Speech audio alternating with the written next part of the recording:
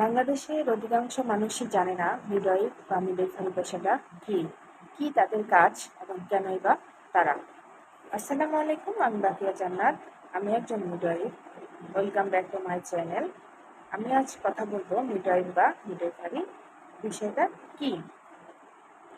Midwife হচ্ছেন এমন একজন ব্যক্তি যিনি বাংলাদেশ নার্সিং এবং মিডওয়াইফারি কাউন্সিল কর্তৃক অনুমোদিত কোনো প্রতিষ্ঠানে, সরকারি বা বেসরকারি যেটাই হোক, 3 বছর মেয়াদী কোর্সে ভর্তি হন এবং লেখাপড়ার পাশাপাশি হাতে কলমে প্রশিক্ষণপ্রাপ্ত হয়ে নির্দিষ্ট সময় পর বাংলাদেশ নার্সিং এবং মিডওয়াইফারি কাউন্সিল থেকে লাইসেন্স প্রাপ্ত হন।